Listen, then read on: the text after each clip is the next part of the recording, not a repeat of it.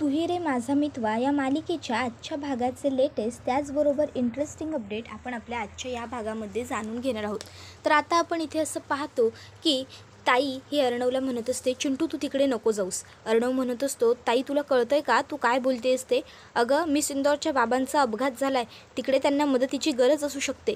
त्यावर ताई म्हणत असते, अरे हो मला सगळं मान्य आहे, पण अरे त्यांनी तुझ्यावर हात उचलला आहे. आता जर तू तिकडे गेलास आणि परत काही वाद वगैरे झाले तिकडे तर मी काय करू? मला टेन्शन येतं चिंटू, प्लीज तू तिकडे जाऊ नकोस. अर्णव म्हणत असतो, ताई मी तिकडे जाणार आहे अँड दॅट्स इट. आणि मग अर्णव तिकडनं चाललेलं असतो. तर मग आता लगेचच अंजली म्हणते, बरं थांब, मी काय म्हणते, तू एकटा जाऊ नकोस तिकडे, मीही येते तुझ्याबरोबर. अर्णव म्हणतो, ताई अगं अशा अवस्थेत मी नाही घेऊन जाऊ शकत तुला. ताई म्हणते, मी येते म्हणते ना. अरे हॉस्पिटल सोडून माझ्यासाठी दुसरी चांगली जागा कोणती असू शकते या अवस्थेत? त्यावर अर्णव म्हणतो, बरं ठीक आहे तू ये, मी गाडी काढतो. तर आता इथे राकेशने हे सगळं बोलणं ऐकलेलं असतं आणि तो विचार करतो की काहीही झालं तरी हा अर्णव हॉस्पिटलमध्ये जाता कामा नये.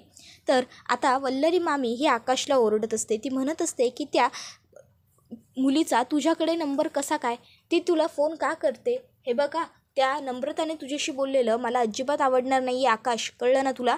बिलकुलही बोलायचं नाही आहे त्या मुलीशी. त्याबरोबर आता त्या ठिकाणी मामा आलेला असतो आणि मामा म्हणत असतो, अगं काय चाललं आहे वल्लरी तुझं? का उगाच चौकास गोंधळ घालतेस तू?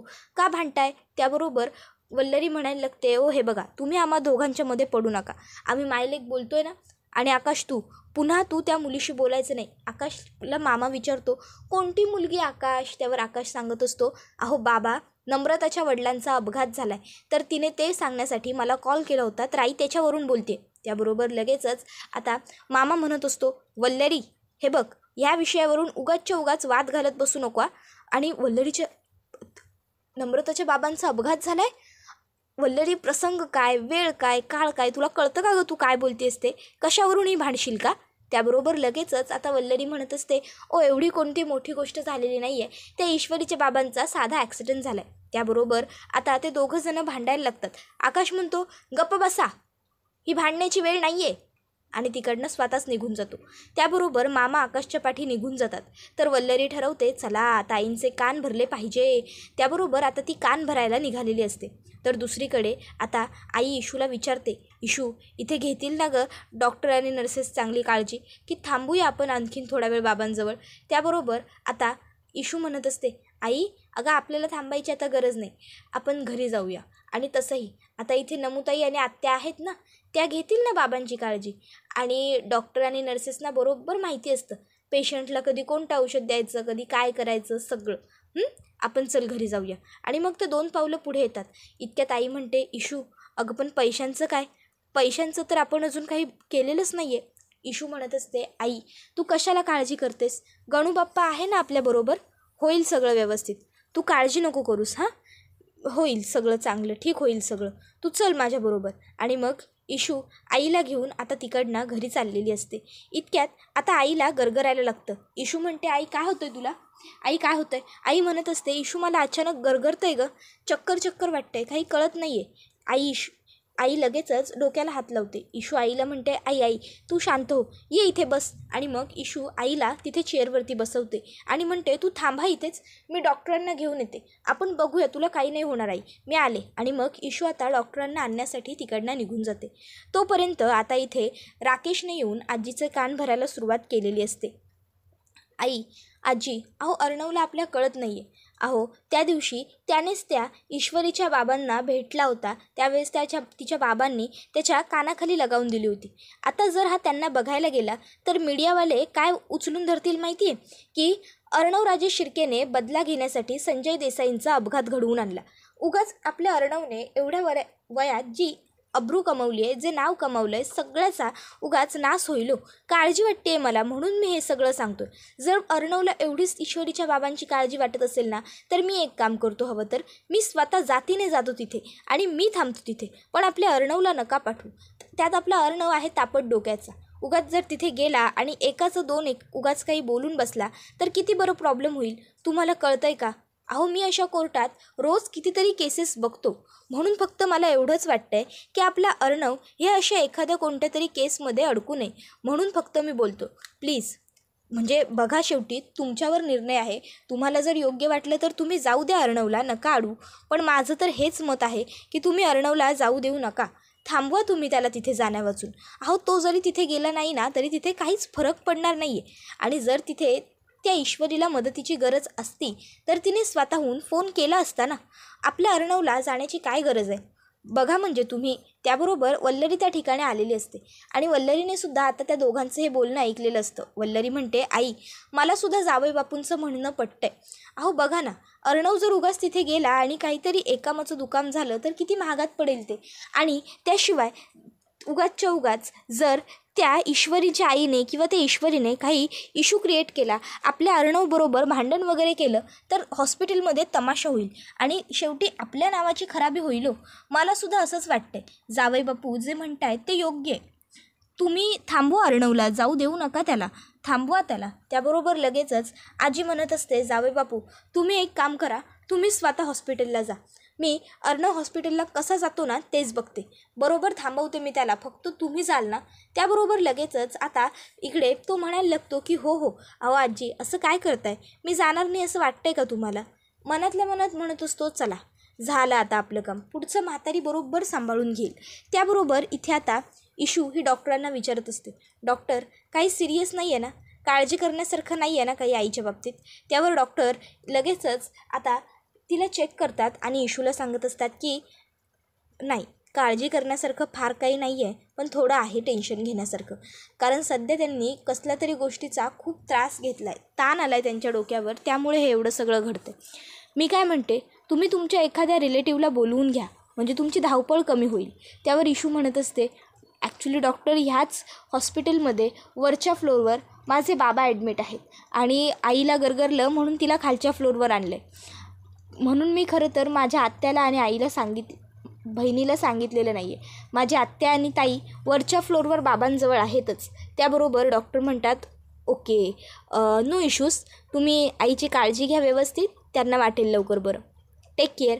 एवढं बोलून डॉक्टर ह्या तिकडनं निघून जातात.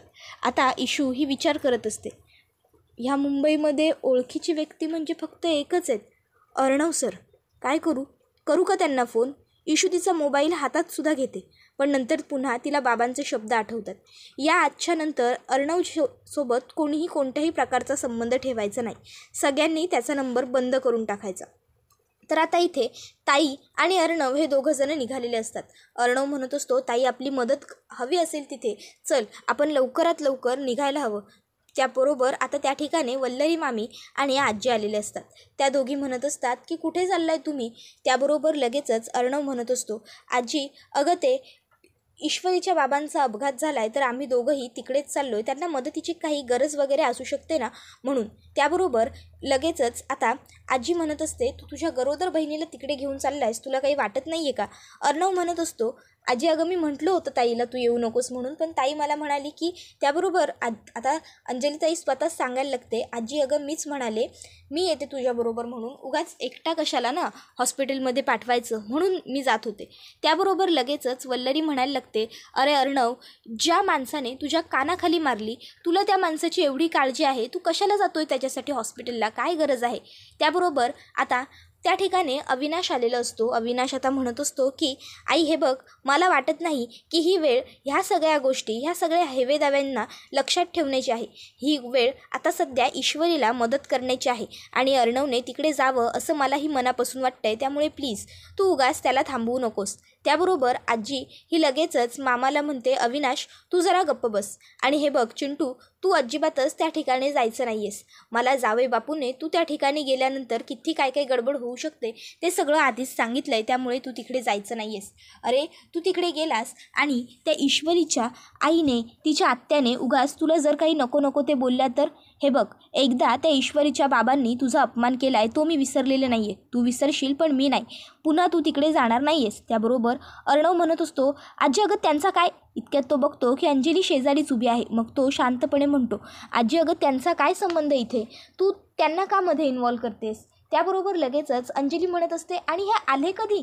त्याबरोबर आजी म्हणत असते, अगं मघाशीच आले होते ते, तुझं आणि चिंटूचं बोलणं ऐकलं आणि ताबडतोब माझ्याकडे आले आणि माझ्याशी बोलले. अर्णवने तिकडे जाऊ नये यासाठी त्यांनी मला सांगितले. हे बघ, अर्णव तिकडे गेला तर खूप प्रॉब्लेम वाढतील, म्हणून एवढे दमून येऊनही ते स्वतःहून तिकडे जायला लगेच तयार झाले आणि गेलेसुद्धा. त्यामुळे अर्णवने तिकडे जायचं नाही. समजलं तुला अर्णव, तू घरात थांबायचं आहेस. त्याबरोबर अर्णव म्हणत असतो, हे बघ आजी, मी अजिबात घरात वगैरे थांबणार नाही आहे. मी तिथे जाणार आहे म्हणजे जाणार आहे. मी सिंदूरला माझी गरज असू शकते आणि म्हणून मी जातो आहे तिच्या मदतीसाठी. त्याबरोबर आता लगेचच इथे आजी ही अर्णवला म्हणत असते, अर्णव, मी तुला सांगितलं की तू तिकडे जाऊ नकोस.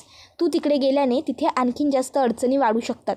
तुला कळत का नाही आहे मी काय सांगते ते? त्याबरोबर लगेचच आता वल्लरी मामीसुद्धा म्हणायला लागते, अरे अर्णव, तुला काय गरज आहे एवढी त्या ईश्वरीच्या बाबांची काळजी करण्याची? ते बघून घेतील ना त्यांचं, आणि एवढं फार काही झालेलं नसेल. तू उगाचच्या उगाच जास्त काळजी करतोयस. त्याबरोबर आता अर्णव हा म्हणत असतो, मामी, जर तर या पुढच्या गोष्टी आहेत. सध्या प्रेझेंट काय आहे, ॲक्सिडेंट झाला आहे ना, मला जायचं आहे आणि मी जाणार. एवढं बोलून आता अर्णव हा तिकडनं पुढे चाललेला असतो. इतक्यात मागून आजी म्हणते, अर्णव, तुला माझी शपथ आहे, पुढे एक पाऊलही टाकायचं नाही आहेस तू.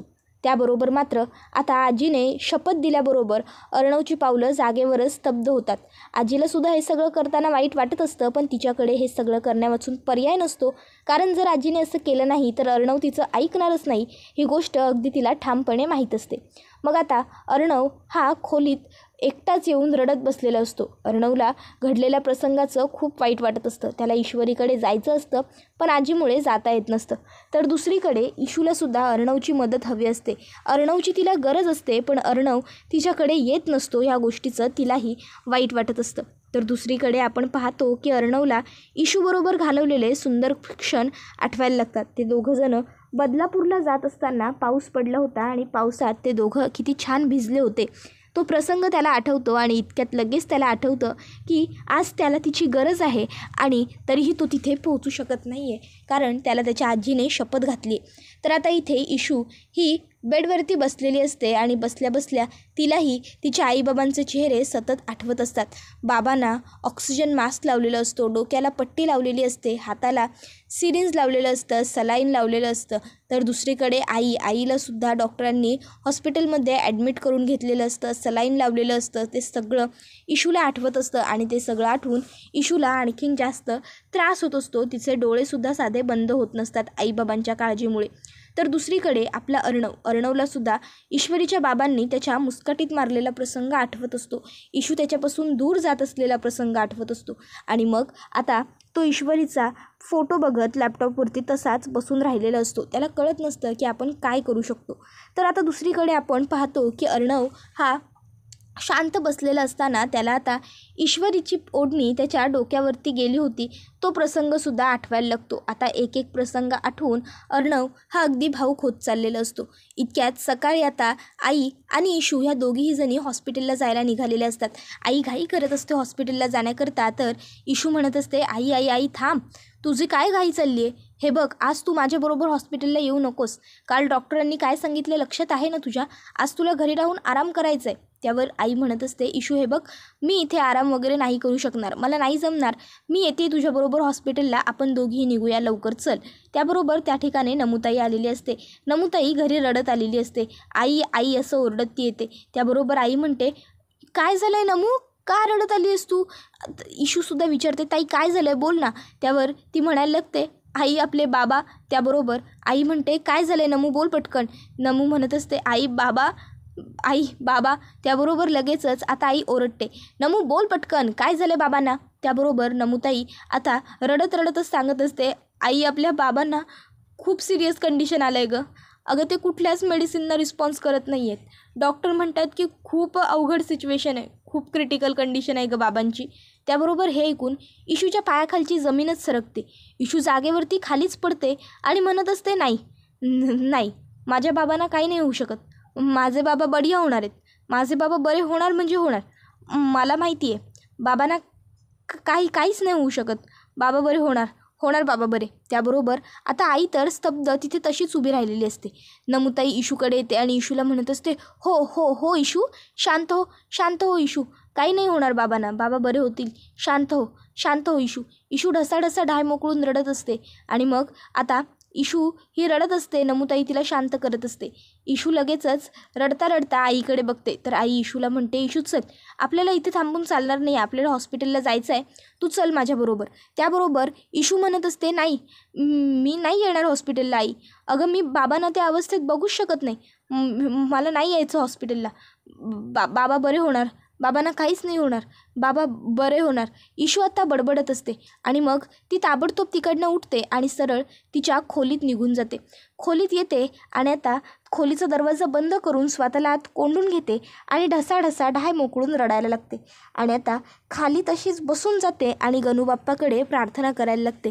गणूबाप्पा, माझ्या बाबांना लवकरात लवकर बरं कर, त्यांना बरं वाटू देत.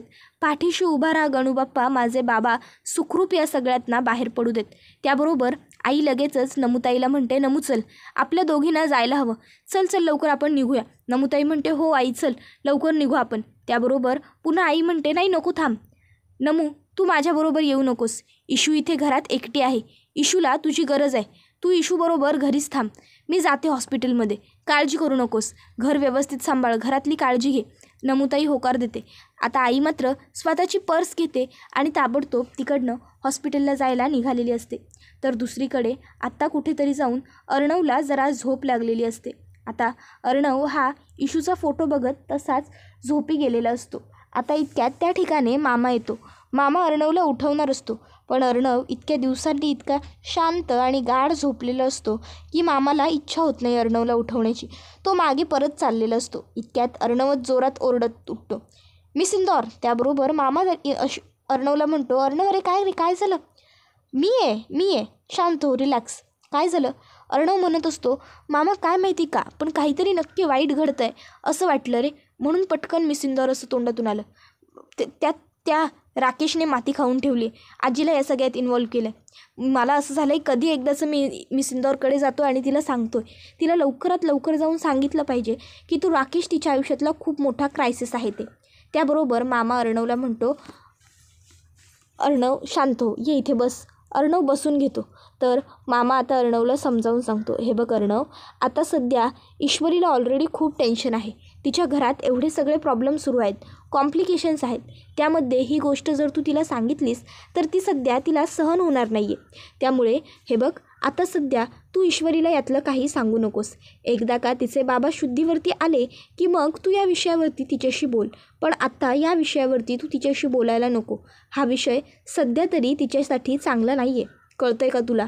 त्याबरोबर अर्णव म्हणत असतो, हो मामा, अरे पण मिस इंदौरला माझी तिथे गरज असू शकते, मी तिथे जायला हवं होतं खरं तर, पण बघतोयस ना आजीमुळे मला जाता येत नाही आहे, आजीने मला इथे घरातच अडकवून ठेवलं आहे रे. त्याबरोबर मामा आता अर्णवला शांत करण्याचा प्रयत्न करत असतो.